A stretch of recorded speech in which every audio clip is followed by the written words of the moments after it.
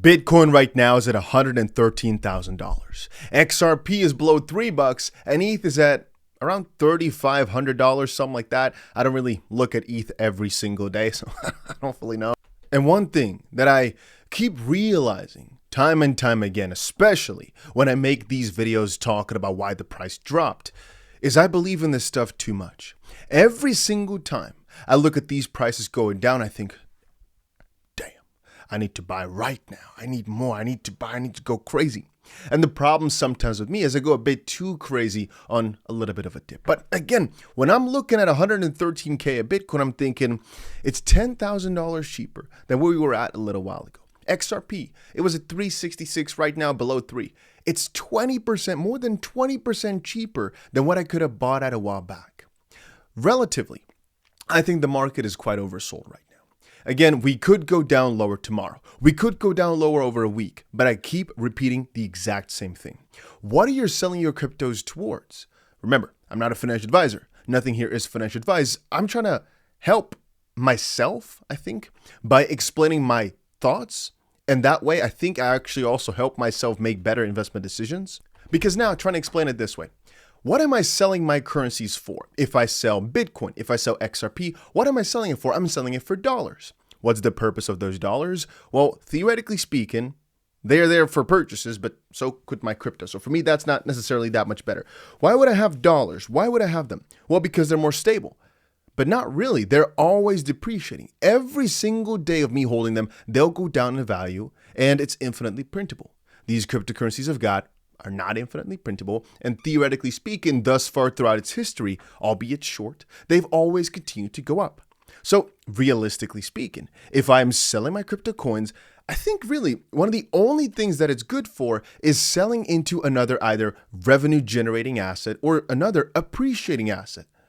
But since I'm sometimes selling them for cash, what is the purpose? Well, my primary purpose for holding these coins is so I can buy the dip. But then every single time, and this goes without fail, every single time the dip then comes, because right now we're 20% down lower, I get scared. And now I don't have that in the heaviest of manners. I don't necessarily get very scared and want to sell all my positions. It's just a matter of I don't want to fully buy in. I don't want to buy in hard for in case the price goes down further. But when you really start breaking it down, and this is part of the last video I made where I explained I had a few trades where I turned $1,000 into $30,000, $1,000 into $50,000, and $1,300 into $70,000. And it made me realize, if I take a $1,000 trade multiple times, and I keep failing, I keep getting wrecked, but I just keep taking them. I, of course, could do this also with higher amounts, just giving an example, and I keep failing them. Theoretically speaking, all I need is one good win, which I still believe the market will bring to me, or be patient enough. And as long as I do not believe the crypto market goes to zero, how can I fail? And people often have these very not so thought out responses by saying, yeah, but really start thinking about this. If I had bought every XRP dip continuously, the lowest price you could have bought at back in 2020 was 11 cents. Nowhere ever did it reach 11 cents again. If you had decided to buy think about this properly. If you decide to buy from the heights of 2018 all the way down, every single time it went 10 cents lower, you bought in. 10 cents lower, you bought 10 cents lower, and you kept getting wrecked because the price continued to go lower and lower. Eventually, even though you had to maybe buy 30 times, eventually you would have gotten yourself an entry at 10 cents. And look at XP now, $3.66. You know how much you could have made on that leg upwards? Yes, it took some years, right? You could have also had 17 cents a bit later. Yes, it took years. But when you realize the gains that could have been in that, especially if you increase your buy amount every single time. I'm not saying anybody can buy in 30 times. Not what I mean to say. It was to show an example of even in those scenarios, it still worked out. Even if you'd filled freaking 30 times in a row, because eventually you got yourself that low. And I always like to refer back to one of the best traders that crypto Twitter has ever known. It's a guy who's publicly known for making at least $100 million last year trading throughout the season. Theoretically speaking, every single crypto was mostly going up the entirety of last year. It didn't feel like it, but they did. And that's the funny thing. I think that right now we are seeing the same thing. If you're looking at Bitcoin, if you're looking at ETH, you're looking at XRP, it feels like it's doomy. It feels like it's bad. It feels like it's going down. But essentially, these are where the massive opportunities are at, that some better traders or people who have slightly more confidence in their cryptocurrencies perhaps, where they take the opportunity to perhaps either buy more or solidify their belief. They look at the coins right now and think, is this really something I want to be holding for multiple months or years? Am I comfortable with that? Am I comfortable with the P&L? Am I comfortable with the loss? And I revert back to another post I showed earlier today from Julian here that said, keep grinding till this becomes an ordinary day for you. If you can't handle your portfolio going down $1 million in a day, $2 million in a day, then there's literally no future in you that will have great portfolios because it's a normal day occurrence. If your portfolio is 145 million, for example, a 1% move or in the crypto market, a 5% move, a 10% move really can happen all the time. And if you're afraid of that, then you're not really in that category of people who like to take risk, which is fine. But then cryptocurrencies are the furthest thing away because they're just so volatile. That's where the opportunity is at, but also the downfall to some. Of course, most people like to make a lot, don't like to lose too much, but you should find for yourself. Now finished advice again. In which bracket do you belong more? Are you a person that likes to go after it relentlessly with some losses in the midst and eventually get to the greatness? Or would you be a person that likes to slowly stack? You make $100 here, you make $100 here, you make $100 here, for example, without that much failure. Two different strategies of holding these cryptocurrencies, trading these cryptocurrencies, everything is different. Both of them are fine. On the one hand, you have better peaks. If the market is good, if you're in a bull market and you've successfully identified that period, you'll probably be 10 times richer, probably maybe even more than the person who took things slow. But if you fail to identify the proper market and the market was actually turning down, or you went a bit too hard too fast, you could end up significantly below the person that took it chill. And that's also a struggle I have every single day in this cryptocurrency market. When to shift from person, let's call it B, to person A. When do you shift your strategy? And there's no real good answer because it's just logically, I think, within every single human, it is never nice to lose money. But I've told myself every single cycle, and I made the same mistake every single cycle. If you don't go at it a bit, if you don't go a little bit crazy, some of the greatness that you might want to get to, maybe you don't, right? But a lot of people watching this probably do want to really make a big difference with their whole strategy right now. Some of that comes from taking a bit more risk than you might completely feel is logical. And that does not mean go 50x leverage. It just might mean that indeed, at moments like this, where I still think the market could drop further, I still take a step forward and say, you know what? Even if it does drop further, I do have to continue my strategy of buying the dip like I originally planned. Even though it feels like. If you always only act with feeling, I don't think success is really going to be the most likely outcome. So how I think shifting from B to A can happen is have a strategy. For example, in my opinion, I think it's always wise to buy every single dip that's more than a certain percent. So in this case here, XRP below $3, I told myself I should always scoop up a bit. Now, how does that work? Why don't I just buy once and every single time it goes back, I stop buying because I've already bought there, right? The reason I do that is because I think the longer that it bounces off at 3, right? It keeps going to 3 and then it comes back up. The higher the likelihood that this time around it's going to be where it just keeps going on and never goes below 3 again. I'm not sure though. I don't want to put all my eggs into one basket. Every single time it goes below, I'm thinking, I'm actually quite comfortable buying at this price. But since I do not know if it's going to go from 3 up or 3 down, I just keep buying there. Maybe this is the time where, yes, it starts going. Maybe it's not. It goes down further. Well, since I didn't buy everything at once, I now get to buy a little bit more at a cheaper price. And this is for the bigger swing trades. This is now for the every single second. Theoretically speaking, both can work, right? You could be scalping. You could be actually trying to buy at $3 or $2.98, for example, consistently, and trying to sell at $3.04, for example, right? People do that.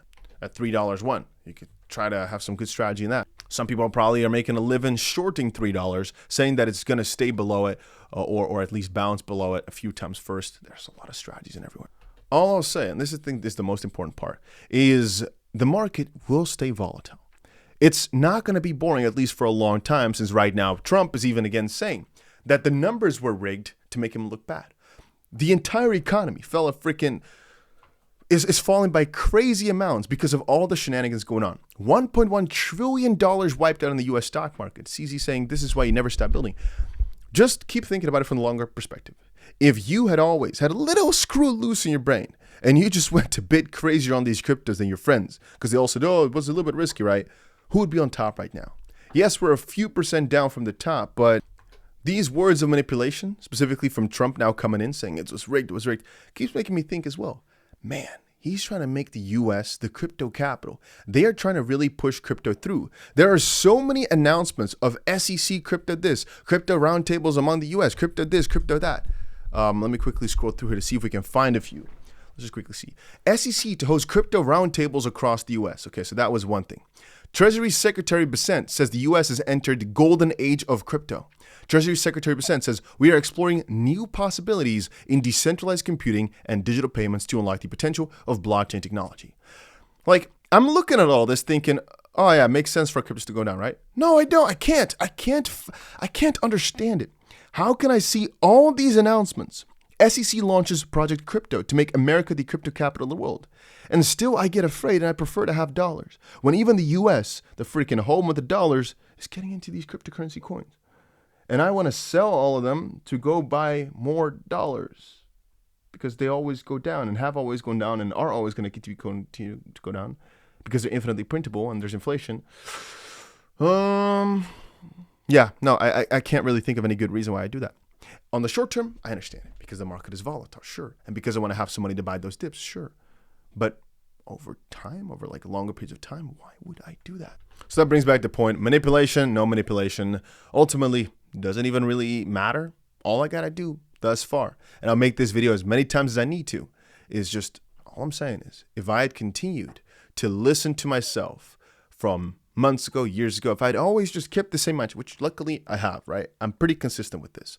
If I just was able to tell myself one thing in the previous cycles, it's don't think so quickly that the market is done for, or don't think that this opportunity is just not good enough yet. Because you'll keep realizing that relatively, if you're able to buy so far off from the top, you're getting yourself such a better entry than almost anybody else. And perhaps I think a lesson in there could also be try to sell more into tops. So if you find a all-time high being reached, sell a little bit into that, which will lead to short-term underperformance. But throughout time, very often a newer low is made after a high.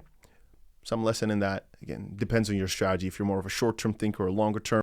Remember, even our XRP position, we did sell into the 366. We expected it to be some resistance. I did buy in pretty quickly again at 330, but you can see that was already a 10% cheaper bunch, right? So theoretically speaking, if we sold the whole $1 million position right there, we could have banked a nice $100,000 just off that move alone. And as of this point, we could have banked a nice $200,000 move off of this little dip. Yes, it could be further and further and further, but then again, ask yourself, is this not already pretty amazing then? And that's the way I like to keep looking at this then. Not so much in, oh, are we going to go down to zero? Because I don't think so. I still have 0% belief that that's going to happen. All I'm thinking is the game is really, it's all in our favor. It has been for a while right now, back to 114.